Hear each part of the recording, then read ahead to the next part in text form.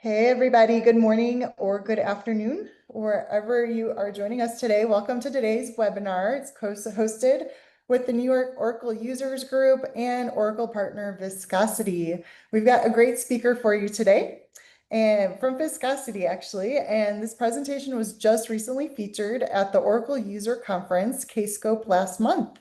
We're always excited to get new content for you, and this one of many new sessions will be featuring on our NYOUG Viscosity webinars. So this is a live webinar, so feel free to submit any questions in the Q&A field, and Emanuel will get to your questions as he can. It's also being recorded, so you'll get information later on how to access the slide deck and recording at orapub or nyoug.org. Co-hosting with me today are NYOUG board members Coleman Leviter and Rob Edwards. Coleman is also going to tell us a little bit about NYOUG, and then I'll quickly introduce you to Viscosity. Thank you, Michelle. So the New York Oracle User Group was formed in 1984 for the exchange of ideas, assistance, and support among users of Oracle software products. And you can reach us on nyoug.org, LinkedIn, X, and a whole host of other social media areas. And I just want to thank, again, Viscosity for co-hosting these series of webinars for the past 5 years. And we'll continue to do more of them as well. And by the way, you can also see our past webinars that we've had hosted on nyoug.org. Thank you, Michelle. Thank you, Coleman. So my name is Michelle Elkin. I'm the marketing coordinator for Viscosity North America, a full Oracle stack consulting firm with core expertise in Oracle database, including RAC, Oracle APEX, near zero downtime migrations, performance tuning, and high availability. We also have decades of experience with infrastructure, including engineered systems. We've been preparing our customers for Oracle Database 23 AI, and we host monthly workshops and webinars through orapub.com. Viscosity is built on these three main pillars: data, apps, and infrastructure. Down the left side, you can see that we offer a variety of services for all pillars. Services included within our proven solutions and professional services include assessment health checks, proof of concepts, and training. The folks you can see on this screen here represent some of our consultants who are recognized by Oracle as thought leaders in the Oracle database and development community. They present all around the world on Oracle topics and write blogs, books, and case studies to continue helping the Oracle users community and Oracle customers.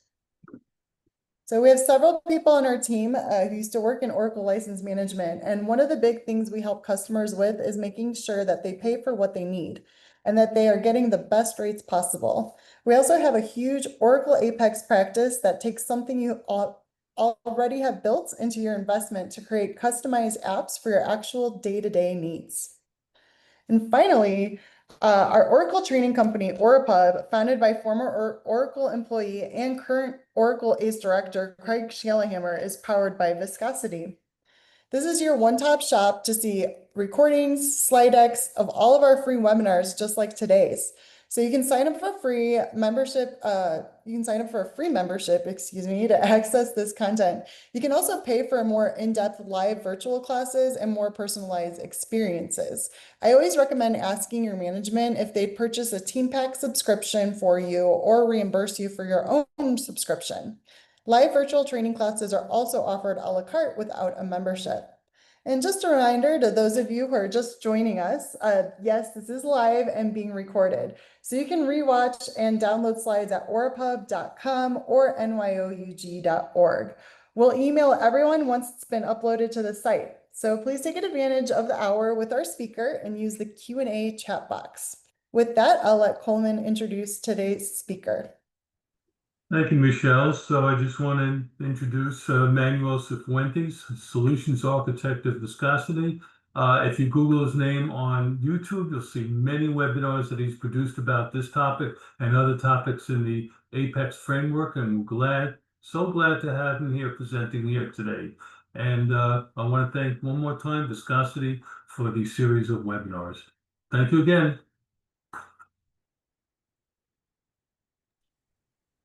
All right. Thanks for the introduction. I'm just gonna jump into it. Let me get my ugly face out of the way and let me share my screen, which is what we're here to do. All right, should be able to see my screen now. Hey, Emanuel Cifuentes. I'm here speaking to you from Guatemala for the Discovery North America team. I've been with them for about 12 years now, and amongst all the things I do, software development and mostly in Oracle APEX.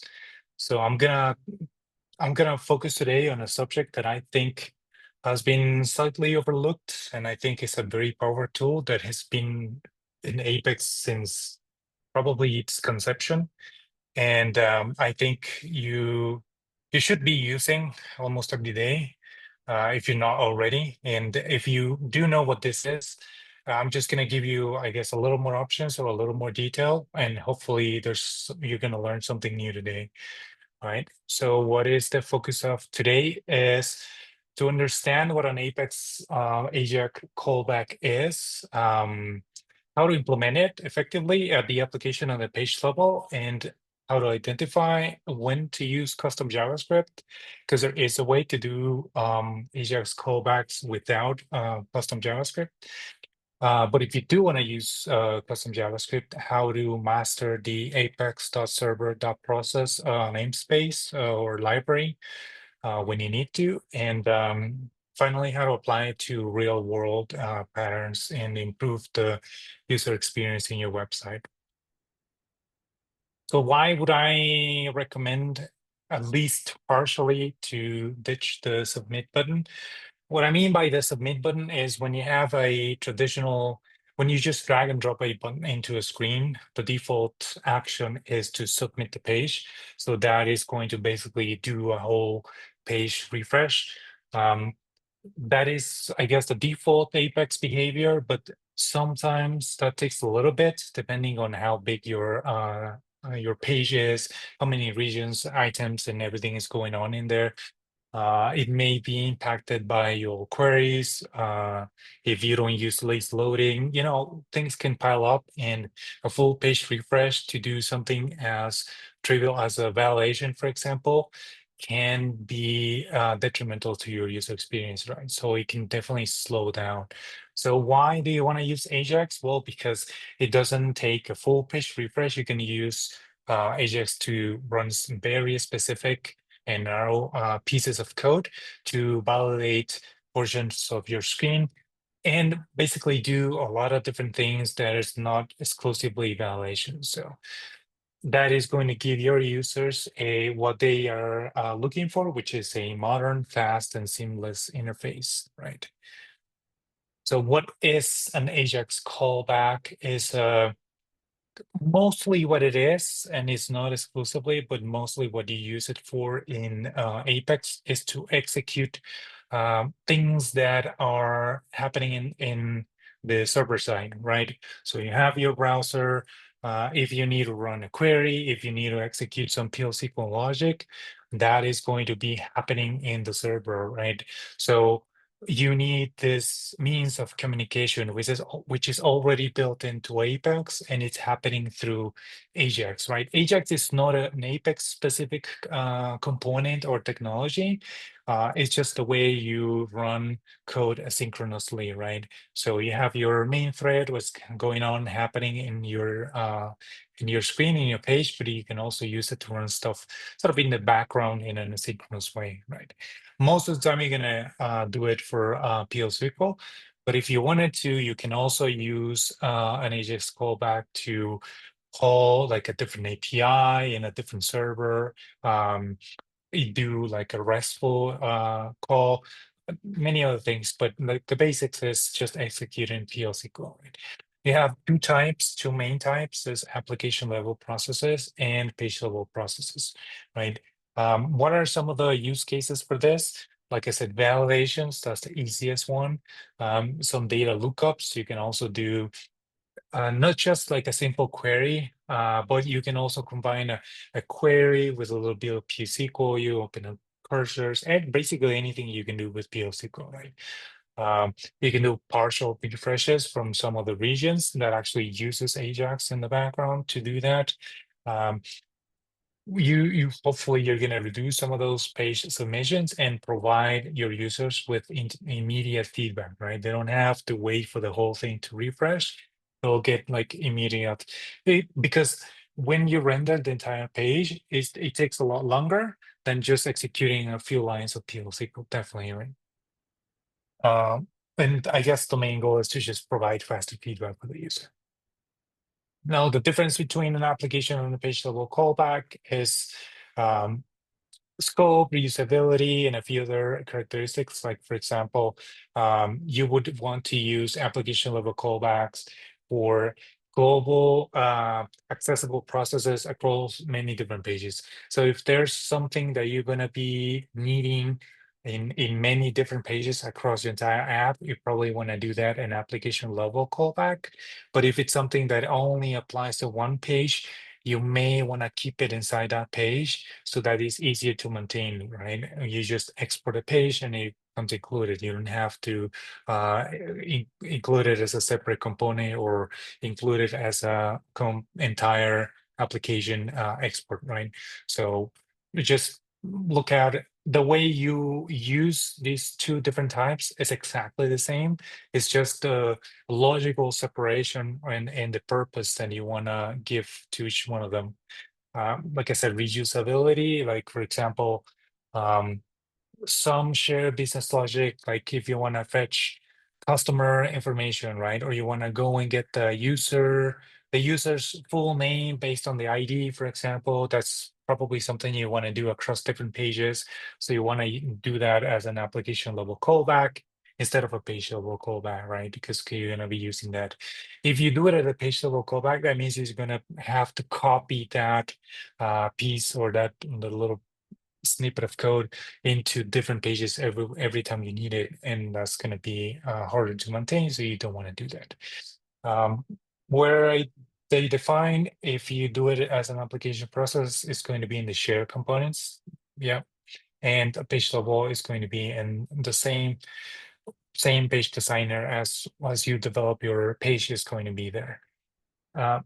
Or in case of maintenance, yeah, centralized updates, you change the application level process once, and then it's going to apply to entire app. If you don't want to do that, maybe you want to manage like a single use case, you do it on the page level. So I think you get the picture, right? And you're probably already doing Ajax without JavaScript. What are the benefits of this? You don't need to know JavaScript, right? You just right click here and there, drag and drop a couple things, and then you have it going. You're probably just gonna need to know PL/SQL, which is where you're gonna be executing in the background, but that's about it. You can use dynamic actions and do it in the Colate way in the page builder. And like I said, you don't need any additional skills. If you already know PL/SQL and SQL, then you're good. It's probably easier to maintain and support. So if there is the option between using custom JavaScript and a PL/SQL block or a server-side code block in a page, I would say go for the standardized declarative way instead of custom JavaScript, right? But that's not always the case. So I'm going to show you a few examples of when you want to switch that over, and it's going to be perhaps a little more difficult to maintain. But if that's what it takes, and if that's the use case, and if that's what you want to do, then go ahead. I'll show you how to do it, right? So that means less custom and standardized code across your solutions. And finally, you do get to use some legacy code, like if you are, for example, you're migrating some logic from Oracle Forms to Apex, for example, that PL/SQL is mostly going to translate one-to-one. So you're probably just gonna call that piece of code from Apex using one of those server-side codes. Now, why or when do you want to use this JavaScript library? if you want to have full control of how the request is going, which items you want to include, if you want to include additional values that are not stored in items, if you have something like a plugin that doesn't give you like bind variable to use its contents, things like that, right? You want to have full control of what goes into your server-side code and also what comes out, right? If you want to respond with a very complex or hierarchical answer, for example, or response, you can reply using something like a JSON string, right?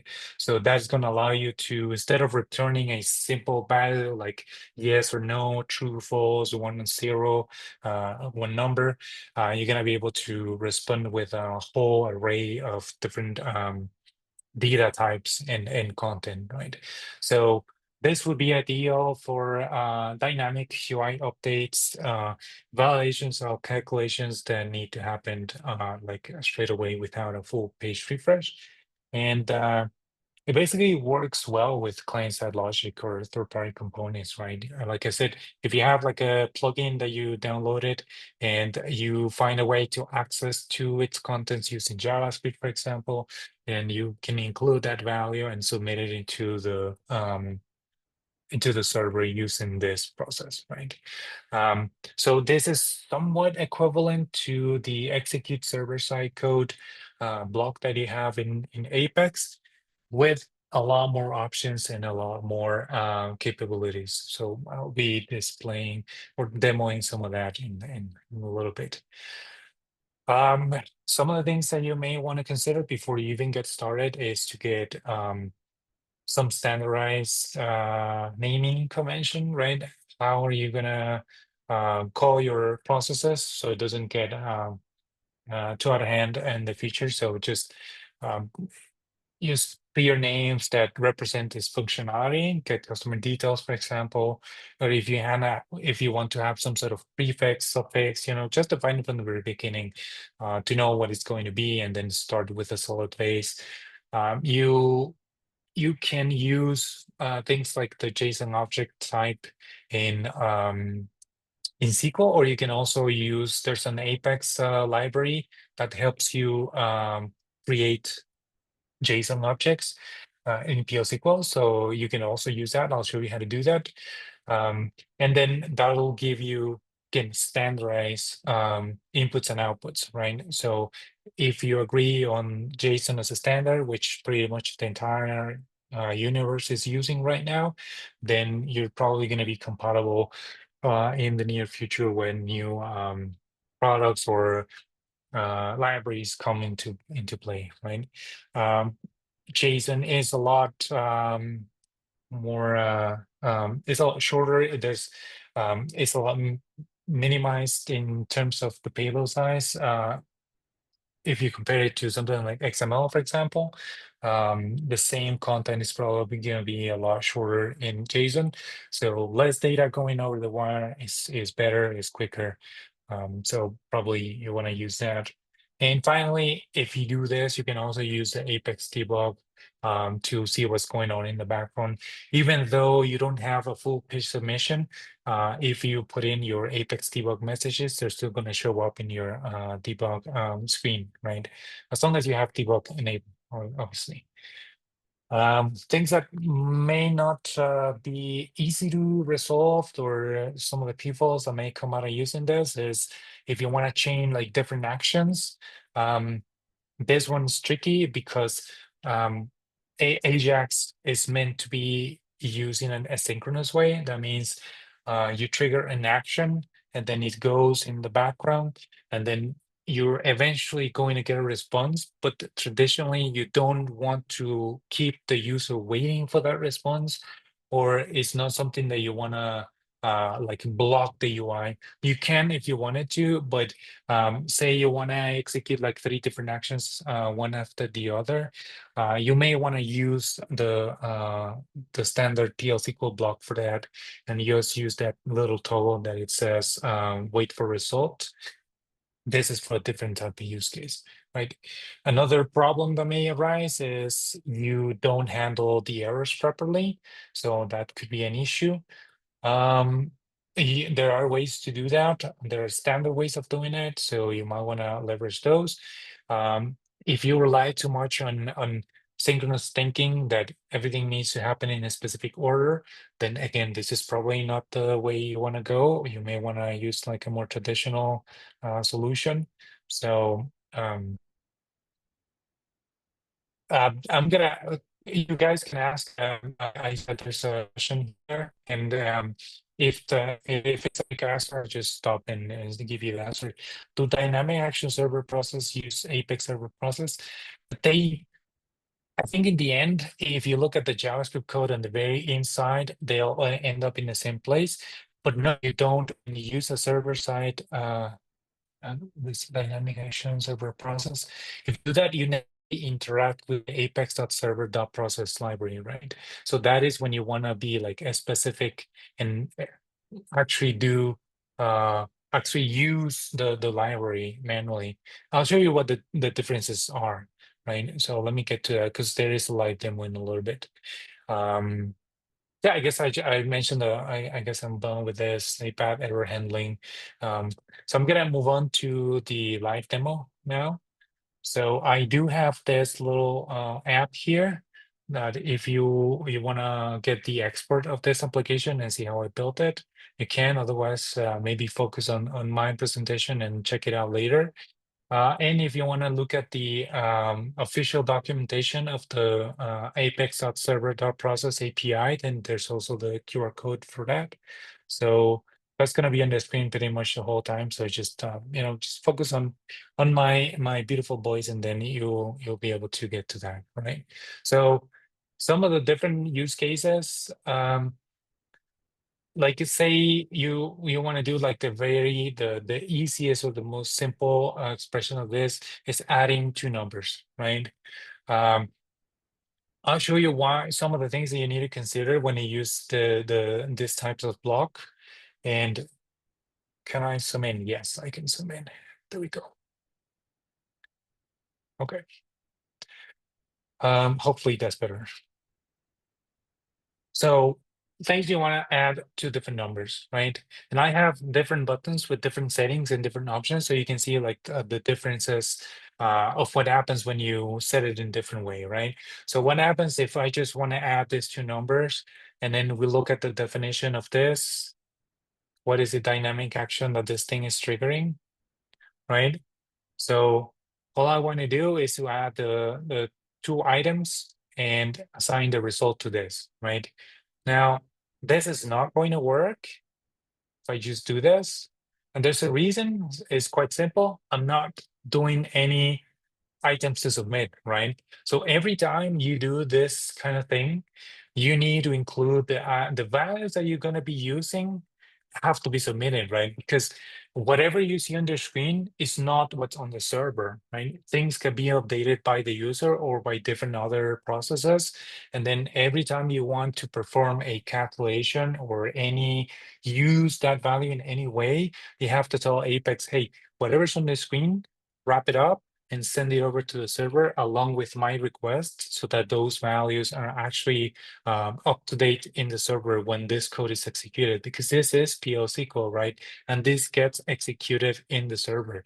Now, definitely adding two numbers is something that you can do with JavaScript, and you don't really need to use PL/SQL. This is just an example of what happens if you do it that way, right?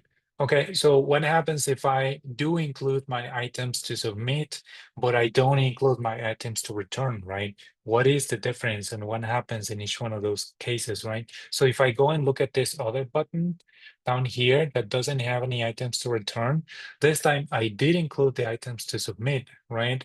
And things are going to go and travel to the server, and these 2 and 3 are going to be present when they're adding up, but the result is not going to be visible because I'm not including it as an item to return, right? So I do need to include that, otherwise the screen is not refreshed, right? So what happened here is that the values of X and Y are being submitted to the server. They're being calculated correctly, the result is being sent over to my screen, but nothing's happening because I haven't told Apex to refresh or update anything, right? So that's why if we were to look at our network calls, things travel and they're looking good, but nothing is being updated. So if I do have both things at the same time, right? The items to return and items to submit, then definitely this is going to happen, right? So things are being calculated properly if I do both, right? So that would be, this is Ajax without any JavaScript, without any custom code, right? This is just using the out of the box server-side code, right? So to answer the first question, do dynamic action server process used apex.server.process? Not anywhere that you can see it, right? You're not interacting with a JavaScript library at all. You can see that I did the whole thing. At no point did I mention that library, right? So that is definitely a different thing. So error handling, if I'm using the server-side code, what happens if I do, for example, an application, raise application error, for example, this is what it's going to look like. So it works, definitely. If you do a raise application error, it will work. It will stop the execution and it will return with the error message, but it doesn't look very good, right? I mean, I'm looking at this Aura 2001. My users are going to say, what even is this, right? What does it mean, right? And it also says AJAX call. What's an AJAX call, right? This is not what I'm trying to do, right? So that is if you just do a raise application error, right? If that's what you do, then this is what's going to happen. Another thing that happens is that this thing actually stops the execution if you have this toggle enabled, right? So you see this. If you trigger an application error, an exception here that is not being handled, is going to happen as well. If you see down here, I have an alert following this call, but this alert is never triggered because the exception was raised, right? So if I have this toggle, that means it's not gonna continue with the rest of the dynamic actions, right? Now that's one way of presenting errors. To me, that's not very elegant. There are different ways to do that, right? So if I do this, for example, this one is a lot cleaner. It does have a little icon here telling me that, something's wrong. The red usually means danger, something happened. I have some specific text here that I'm defining, right? I'm not included it doesn't say Ajax return with this and that, and it doesn't say the exception number and all that. So this is cleaner. So how do I do that? Well, I capture the exception and then I do something with it, right? So in this example, I'm gonna, for example, set an error message item with the exception. I'm gonna clean it up a little bit with a something, things, easy stuff like that. This is not very complex, and this is something you just copy and paste all over, right? It doesn't take a long time to implement this everywhere, so you don't need to I see somebody raise their hand, but I don't think you're gonna be able to speak. So if you want, you can type up your question, then I can answer it. And then next to this, immediately after, I'm gonna use that error message item to display, right, with some nice styling and perhaps include an icon, things like that. So this is a little more elegant, right? This is a little better way to do it. And what is the last thing that I'm going to show you is what happens if that toggle. Can I use a global item or an application item instead of a page item? Yes, you should be able to use a global item as long as you keep track of where it is and that you're setting the value correctly and that you have the items to submit and items to return and all that. You still need to be diligent about that because an application item is still an item, but you still need to be aware of that, right? How it travels back and forth, right? Just going back to this, what is the final use case? What happens if that toggle of wait is not enabled, wait for result, right? What happens is that it's going to wait it's going to work in an asynchronous way, right? So it's not going to wait for the result. It's just going to carry on. So if I click this, I don't know if you can tell that an alert were raised. And then finally, when this thing finishes executing, it's going to come back with a message, right? So right now, I'm not doing really anything. I'm just simulating what would happen, right? So in the no wait, I don't have that wait for result toggle here, right? So I'm just simulating a 3-second delay. So you notice that it doesn't really wait, even though I raised an application error, it doesn't stop, right? It just carries on to the alert. It raises the alert with whatever value this error message has. If it hasn't been set, then it's going to come out empty. And then finally, it's going to come back, right? So just make sure that by default, it is toggle to is switched to on. So just make sure that if you notice this sort of strange behavior with things happening in a different order, it's probably because you don't have this thing toggle on, right? So again, this is a simple example. I just wanted to show you what happens if if you change one of those settings. So let's now move on to actually using the JavaScript library, right? So what happens, for example, if I have some name here, and I want to do something with this item immediately with a button, or when I tap out of the item on different events, right? And I want to validate immediately, and I don't want to wait for the result, right? So what happens if I want to do that? So first, I'm going to tell you what this X01 means. You're going to see this in many different places. Those are some sort of generic sort of placeholders that is kind of like Apex collections. It's a generic thing that you can use to store values when you don't want to use items, right? So if I wanted to submit a value that doesn't really come from an item, I don't need to create an item for that. I can just use the X01, X02, X03. There's like a whole number of them that can hold like a temporary value that I can then use in PL SQL and use that value. So I'll give you an example of how you can define or use one of those X01 items. So how do I create my AJAX callbacks? I don't know if you ever notice down here, this AJAX callback section here down at the bottom is usually empty if you never used this before, right? So if I want to create something that is executed manually by me using JavaScript, then I'm going to just right click on here, create process, and I give it a name and whatever PL SQL I want to execute, right? So this name is important because this is the name that I'm gonna be have to match when I execute my JavaScript, right? How do you know what X value to use? You need to agree on how those X values are going to work. And I'm gonna show you an example, right? For example, my PL SQL code right here is expecting a GX01 value, and this is not an item here. This is something that will come. Maybe it's a result of two different items or combining them or anything like that. But you just need to agree on how you're going to use it. So X01, 2, 3, 4, it doesn't mean anything. It's just a placeholder. So you can give it whatever meaning you want to use those values, right?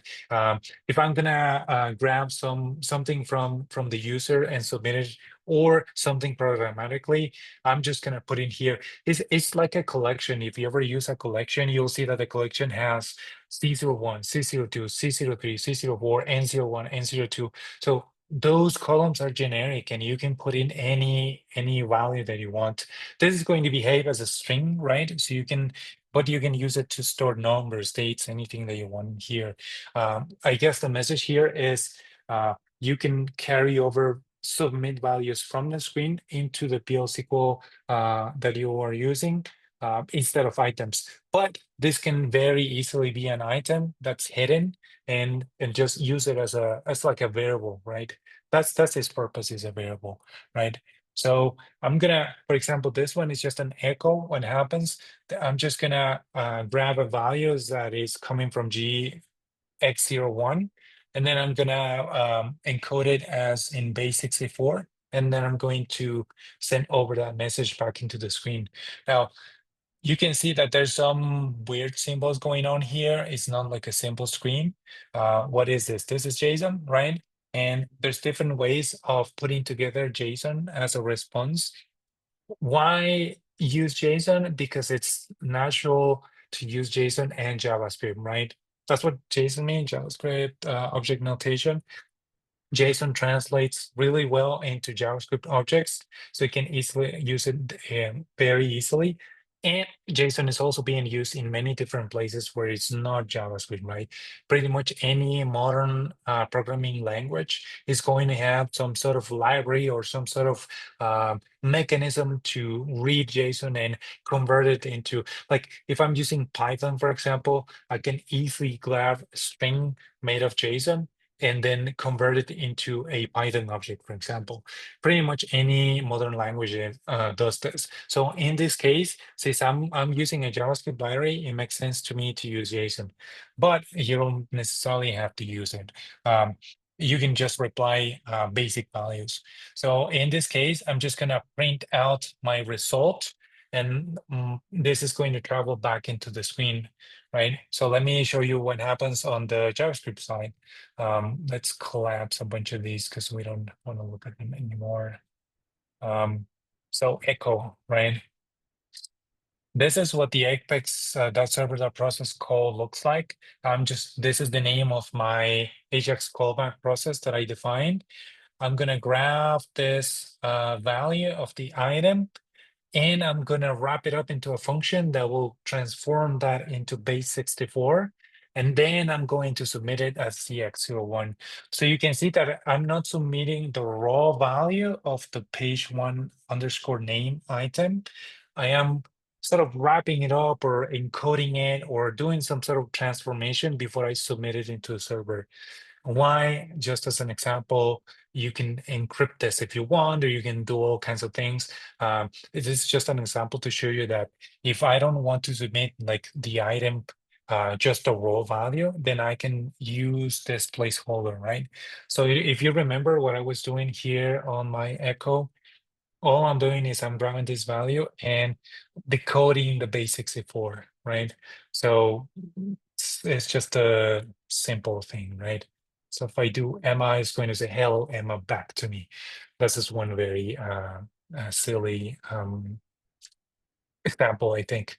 Now, if I do want to use the item, then the library does handle that as well. So if I want to do an echo of the item value in JavaScript, you can see that there's also an option to submit. So this, what it says page items, I can set here a list of items that I want to submit. And this is the exact equivalent to the items to submit in the PL SQL block. It's the same purpose and it's exactly the same use, right? If you want to have a value that's on the screen submitted to the server, this is how you do it, right? So that's what's going to happen here. Emma 23, and then right. I'm just gonna grab the value of this item, submit it into the server, and then use it. So what am I doing in PL SQL? Again, very easy. I'm just gonna reply here with whatever value is in this item, right? If I don't use the page items option in the JavaScript call, then this is not gonna be up to date here, right? This value is not gonna be submitted properly, right? What happens if my process triggers an error, right? There is also a way to handle errors using this library, right? So I'm intentionally going to trigger an error back in my code in my PL SQL. First, I'm going to show you how I would go and handle that. So this library has, let's say 1, 2, 3, 4 parameters. I'm using 4 parameters here. One is an object with a few settings, like the X01, for example, if I want to submit those values or if I want to submit page items, that's one parameter. The next one is going to be what happens if the call is successful, meaning if there's no exceptions raised during the execution. And what happens if I do have an error, if exception is triggered, or if I manually specify that there is an error, right? So what I'm doing here is that if it's successful, then it's going to alert me with whatever comes here in my response. And if there is an error, then I'm going to use another Apex JavaScript API to display an error in the same way that Apex displays pretty much all the errors, right? So this is sort of a way to replicate that. Instead of showing like a lousy alert, I'm going to actually use the correct declarative mechanism to do it. So if I go back and do this a process with an error, then you can see that I have my error here being triggered. So this is the right way to do it because it looks consistent with whatever other error is going to be triggered in Apex. I am doing this using JavaScript, right? So even though you are doing things in a custom way, there are some mechanisms that you can leverage to make it look like it's part of the whole thing, like it's still natural and consistent for your users. You don't have to be displaying errors in any other way. Can still use those things. So if I look at my code here, basically all I'm doing is simulating an exception, right? And then that's what I'm displaying on the other side. So what happens in JavaScript is that instead of going to my success function here that I'm defining, it's going to move down here into my error and it's going to trigger that piece of code, right? Now, that will be the absolute basics of this. There are a few other things that you can use. Like, for example, you can have a loading indicator. If you want to prevent, for example, your users from changing the screen while this thing is happening, you can block the UI if you wanted to in a sort of elegant way by displaying a loading indicator, right? So how do I do that? I need to define a static ID for a region or somewhere in my page where I want the loading animation to be displayed. And this thing will be responsible for displaying that loading animation while anything down here is processing, right? So you don't need to switch on the animation and then switch it off when it comes back. And what happens if an error is triggered? And you don't need to deal with any of that. This thing will do it for you, right? So you just need to define where it's being triggered and in what position, right? If you want to look at all the different settings and all the options that you have, you can scan the QR code or you can install this app and click in here and look at the different settings right here. So for example, the loading indicator, it takes in a string or a jQuery element, and the position, it could be before, after, center, and there's different options that you can use. Or you can display it at the page level, right? So if I go down here and do like the loading animation, for example, you can see that there's a loading animation here in the middle. And that's because I wanted to display it on this region, but I could have done it on the entire screen if I wanted to. It's up to you, right? Right now, I'm giving some feedback. I'm telling the user something's happening in the background, or just calm down a little bit. Please don't press this button 100 times, right? You're gonna break it. Something's happening, right? I'll be with you in a little bit, right? That's what you're saying. So this thing will actually do it for you, right? And you don't have, because there are different ways of displaying that loading animation. There's also a JavaScript API for that if you want to do it manually, but you don't have to. The library is going to handle that for you. Let's say evaluations, for example. Let's move on to this. I think this is a little more interesting, right? So what happens if I want to trigger evaluation as soon as I tab out of this field, right? Or as soon as I change it, right? That is definitely possible. And you can use that code to do that, right? So right here, I have my dynamic action, the on change, listening for that employee ID. And what is this function? This function is evaluate. What you see here is sometimes if you have code that is going to be triggered in different places in different ways, instead of having that apex.server.process copied over in many different places, you can write a function that will do all of that, right? Which is what I did, right? So this valid employee function is defined somewhere else. Right now, for demoing purposes, I defined it in my screen here. You'll see that this is what I'm doing. I'm still using the apex.server.process in a slightly different way. So this code, if you wanted to, if it's something that's generic, that's going to be reused in different places, instead of just replicating this to every single page, you can also wrap this up into a JavaScript library of your own, right? There's a file that you're gonna have that defines many different functions to validate employees, customers, this and that. This is a little more advanced, I guess, and this is if you're gonna have like a large JavaScript code base, you can do that as well. If you want to use those functions in different places, right? If you don't want to use them in different places and you just want to keep it simple, then you can use just the basic approach that I did here, right? It's up to you. You can organize your code in ways that may make it easier to maintain in the future, or you can keep it raw and simple and do it in the way I've been showing you until now, right? So what does that validate employee function will do? It will just go and call evaluation AJAX callback. And so you'll see what I'm doing here. I think that's going to be in the application level processes right here. So you'll see this one, since it's the get employee details, right? That's something that's going to be happening often in my application. So that's why I defined it in at the application level. And basically what I'm going to do here is I'm going to go and query for my MK employees table here. If I do find it, I'm going to reply with the first name and the last name of that employee. And if I don't, then I'm just going to reply with an error object. Now, this one is somewhat important, and it is interesting that you focus a little bit on this.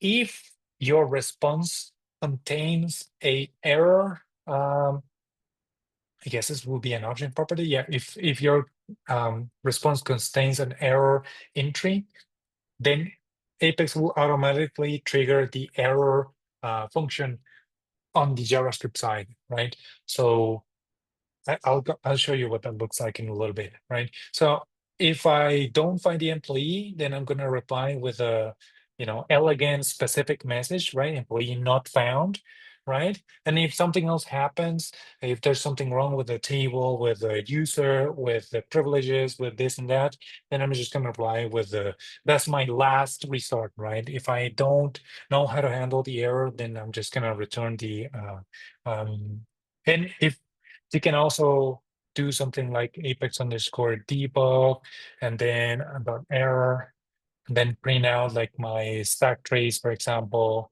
and then you'll know exactly what happened here, right? I didn't get that far here, but that's something you can do as well, right? So this is how I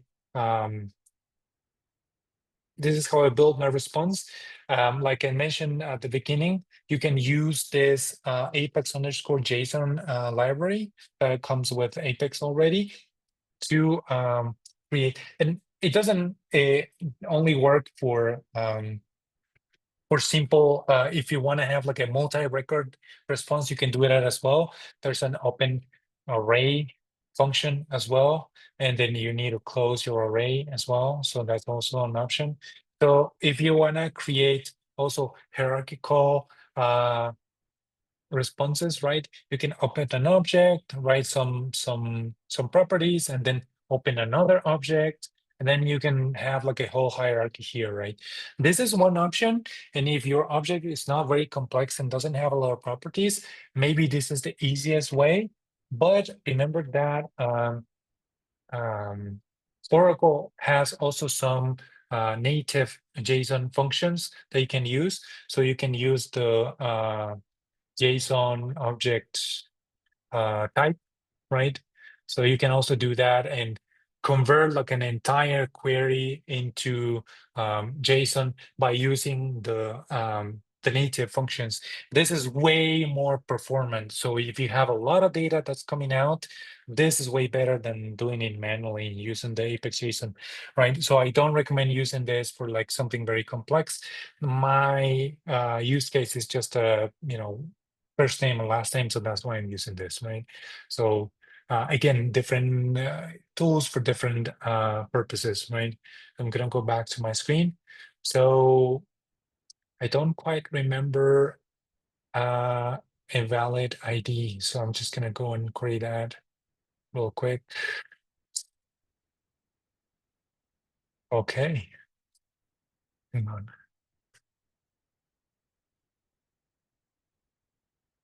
Okay, let's see. Okay, 1, 2, 3, 4, 5. All right, that's easy. So if I do, all right, there we go. So I guess you can't see what happened. What happens is in my keyboard, right? But I'm typing up some ID, and then when I tab out, it'll go and fetch it, right? So you can see that this is basically immediate, right? It depends obviously on your table, your indexes, your performance, your server. There's a lot of factors that come into play, but this is way better than having to refresh my screen. And what happens is if I put in a employee that doesn't exist, right, it's going to come back and give you an error. I don't know why this is duplicate, so sorry about that. But it's going to come back and telling the employee wasn't found, right? It's going to clear up my first name and last name, and it's going to tell me, hey, this employee does not exist or it wasn't found. So it's just immediate feedback, right? So instead of waiting for let's say you have a form with 50 different fields, right? Instead of waiting for the user to fill out all those fields and then you validate, you can absolutely just validate quite quickly just by using the onChange event. And as soon as they change some field, you'll give them feedback immediately, right? So that is the benefit of this. And the benefit of using the AJAX callback with JavaScript is that you have more control of what happens and when it happens and all that. So you can have that loading animation, for example, and a few other settings that you can leverage to use that. Now, this one is the easiest example because I'm grabbing one single value. I'm going to go and query. That doesn't really do a lot, right? It's not easy to. I'm sorry, it's not difficult to implement. So what happens is you have like a grid, for example. And if you want to process many different records at the same time, right? That is also a possibility. I'm just going to resize some of my columns here so it looks nicer. So let's say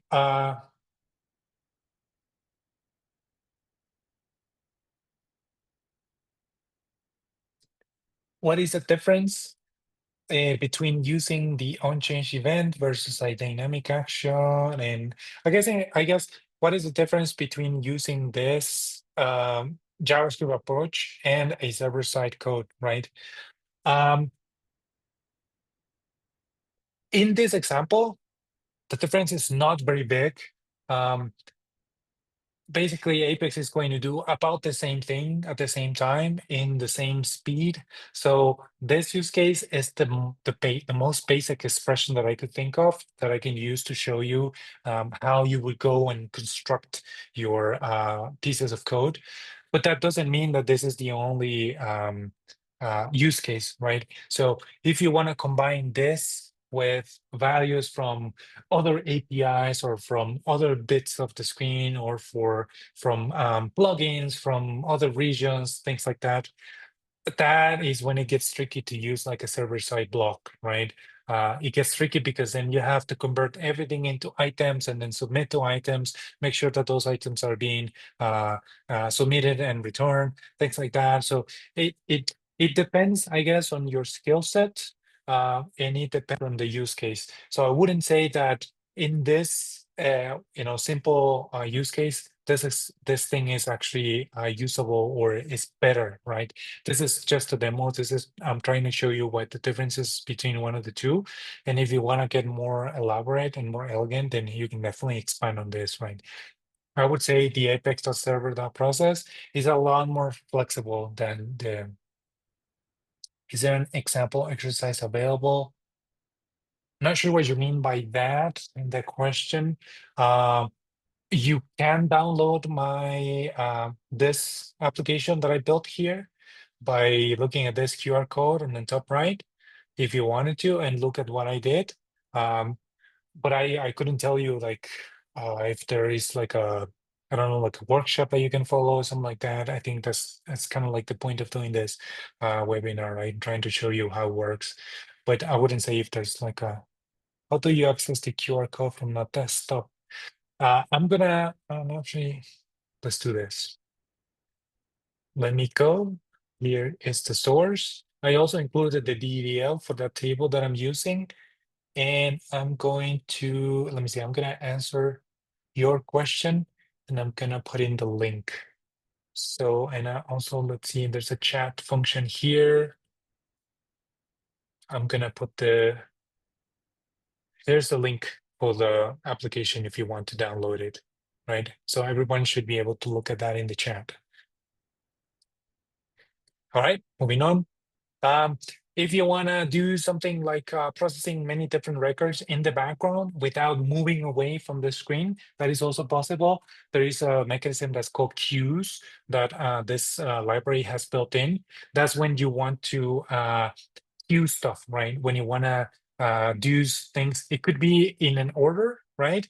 One after the other, or it could be all of them at the same time. So whoever gets first will get executed and comes back, and it doesn't affect the rest, right? There's two different ways of doing it. I'll show you the two different ways. So I want to select like 3 of these records. I'm gonna process them in order in a sync way. So this is gonna spin my wheel here a little bit, and it's gonna do one after the other, right? And then it's finished, right? I guess the select thing doesn't do anything. Sorry about that. I'm just doing all the records. But if I wanted to do, let me refresh this. If I wanted to do basically all at the same time, and whoever gets first will get processed, then I also do this, right? So whatever is, you can see that they basically all take the same time, so they almost replied at once, right? That's what happens. So just to, again, the difference, I can do one after the other, or I can do everything at the same time. So if you were to look at the network traffic, for example, right here. So if I do this, I have all this JavaScript calls happening at the same time, right? And whoever can reply first is going to go back, and that's it. And I can also do it in a synchronous way. So it will do one, wait for the result, and then do the next one and the next one, right? So this sort of orchestration is already being done for you. You don't have to sort of keep track of that. The queues mechanism will do it for you. So I'll show you how I did that. It should be right here in the page definition. So down here, you look at the action, the queue setting here. That's one of the other settings that this library has. And then there's a queue setting here. I just give it a name. And what is action? I'm saying wait. So that means it's going to do it one after the other, right? So how do I grab the values from the grid and all that? That's not super important here. The main thing that I want to, if you want to look at how that works, then you can download my application and look at it in your own time. But for now, I guess what I'm trying to show you is, for example, in here, I'm doing a loop, right? A for each loop. And then for each one of the records, I'm going to go and execute this process. And then this thing will add it to the queue. And when it's done, it's going to basically update the status column in my grid, right? Now, if I wanted to do in an asynchronous way, meaning basically they all happen whenever order they are putting, they are being sent to the server, then in this situation, I just don't use a queue, right? I don't use a queue and just add up a bunch of different calls and different requests, and it'll go and do it in any order that it can, right? If one takes longer than the next one, then it doesn't matter. It's just going to try and do it. And I'm just going to listen for the result. And then I'm going to update this status column in my grid. and then move on, right? The only way that I can tell that all the different records are being processed is because I have a counter. So when the counter basically is just the most basic thing, right? I get rid of my spinner, right? This is a manual way of doing a loading animation. And then I'm going to just show you a success message on the top. Again, this is another one of the Apex JavaScript APIs that you can use, right? So I'm just going to go back for this thing a little bit just to, I guess, give some sort of closure here. If you want to do Ajax, there's two big ways of doing it. And if you want to get custom, and if you're going to have like full control and submitting different values, calculated values, this and that, you can use the apex.server.process JavaScript API. You can start simple using your dynamic actions. If they fall short eventually, you're gonna want to move on to another one, to the JavaScript API, and now you know how to do it. So finally, I guess this whole catchy name and the art of no submissions, it's this trying to avoid those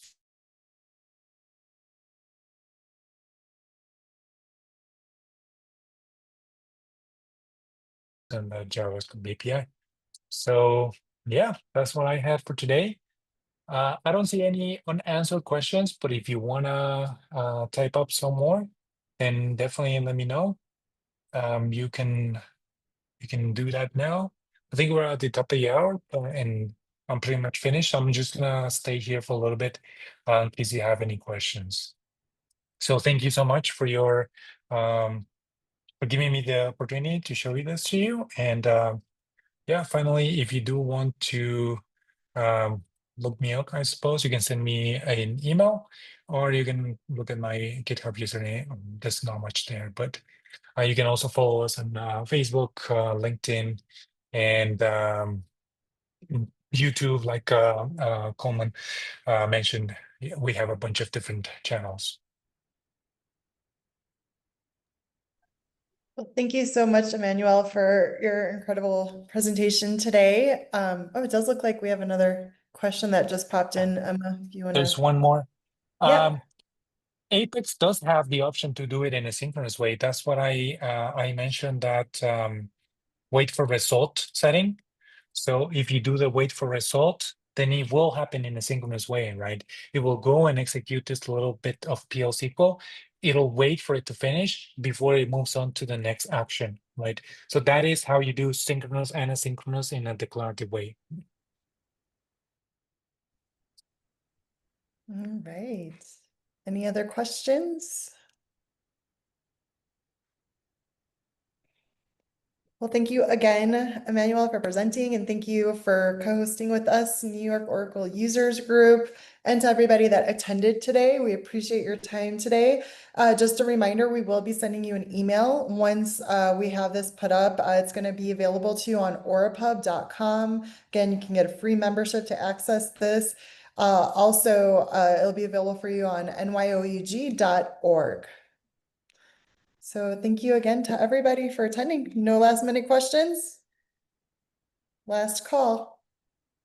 I don't see any. Well, everybody have a great week, and thank you again. Thank you. Bye, everybody.